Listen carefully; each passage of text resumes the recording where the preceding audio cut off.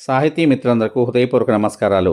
కథా సాహిత్యంలో భాగంగా ఈరోజు మీరు వినబోతున్న కథ సీనియర్ కథా రచయిత కొత్తపల్లి ఉదయబాబు రచించిన గుర్తులేదు కథ.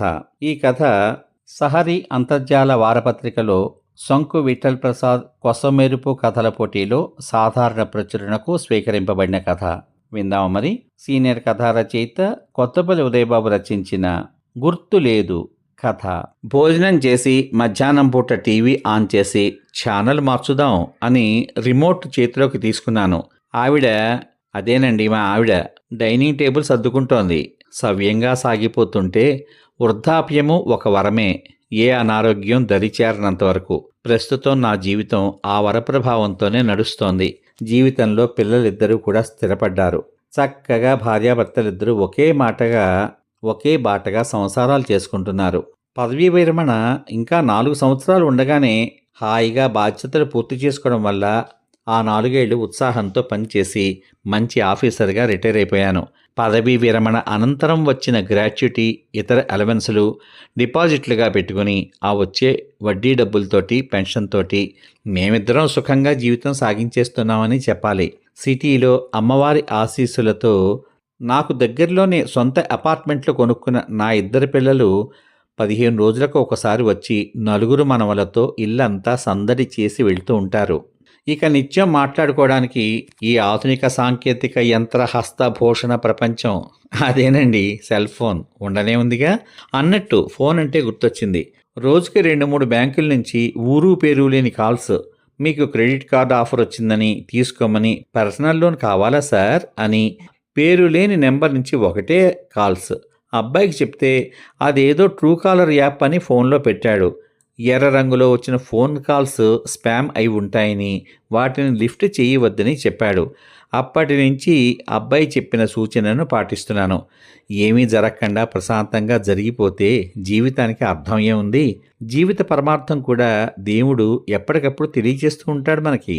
ఉద్యోగ విరమణ అయ్యాక ఈ మధ్యనే ఏదో హడావుడి పని ఉన్నట్లు వెళ్ళిపోయిన నా 2-3 స్నేహితుల జీవితాలు ఆ పరమార్థమేమితో తెలుసుకున్నట్టుగా ముగిసిపోయాయి.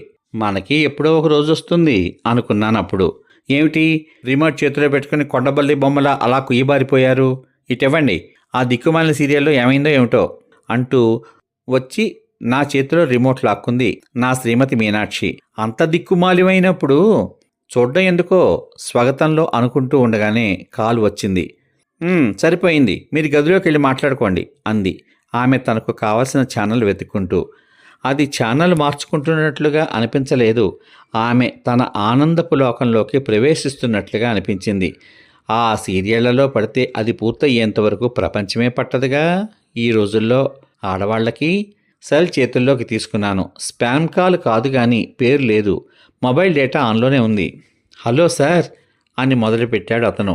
నేను ఫిక్స్డ్ డిపాజిట్ చేసిన బ్యాంకు తాలూకు ఇన్సూరెన్స్ హెడ్ ఆఫీస్ నుంచి మాట్లాడుతున్నానని, తమ శాఖ కొంతమంది స్పెషల్ కస్టమర్లను ఎన్నుకుని 3 ఏళ్లకు ఒకే సింగిల్ ప్రీమియం ఆఫర్ ఇస్తున్నామని, దానివల్ల ఉత్తరోత్తర నామినీకి 50 లక్షలు వస్తుందని చెప్పడం మొదలుపెట్టాడు.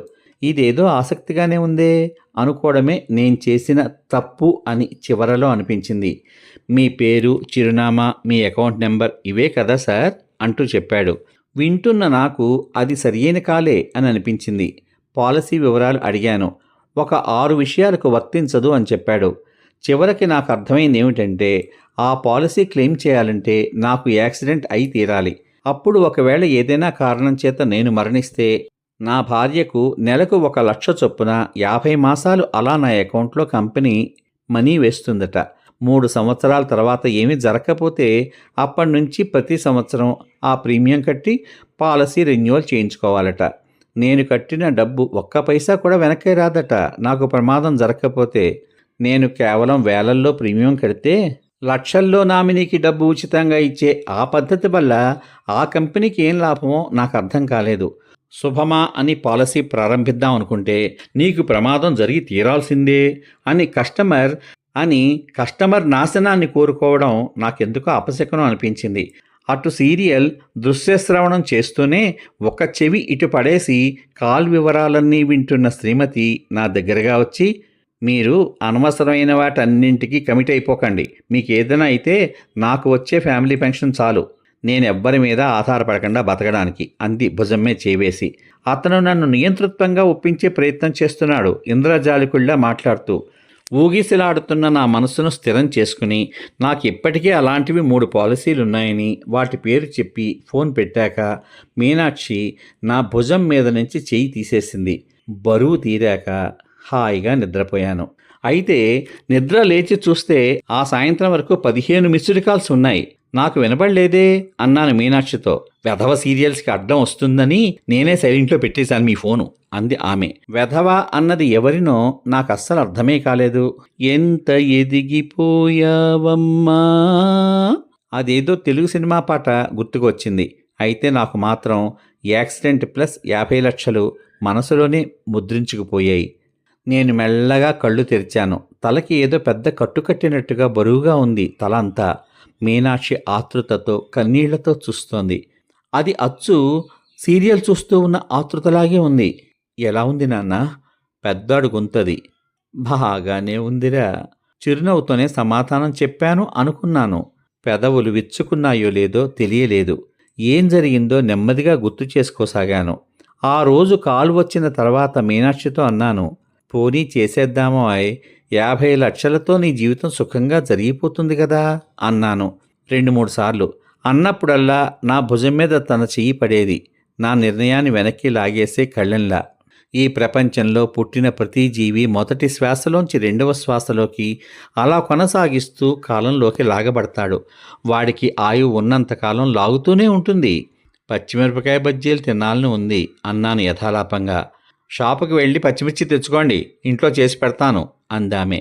తొందరగా వేయించుకు తినాలనే ఆశతో నడిచి వెళ్ళి వస్తే సరిపోయేదానికి బైక్ తీసుకుని బయలుదేరాను.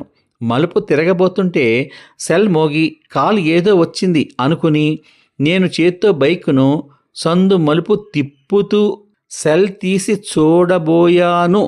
అంతలోనే ఎదురుగా రైమంటూ వచ్చిన పెద్ద లారీ. పెద్ద శబ్దం. నేను పాలసీ చేయిస్తాను అన్నాను. నువ్వే వినలేదు. మెల్లగా ముద్దగా ఒక్కొక్క మాట అంటున్న నా మాటల్లోని గాలితో పాటు నన్ను ఎవరో బలవంతంగా లాక్కుపోతున్నారు. మీనాక్షి చెయ్యి పట్టుకున్నానో లేదో ఎంత ఆలోచించినా గుర్తులేదు. సమాప్తం. ఇంతవరకు మీరు సీనియర్ కథా రచయిత కొత్తపల్లి ఉదయబాబు రచించిన గుర్తులేదు కథ విన్నారు.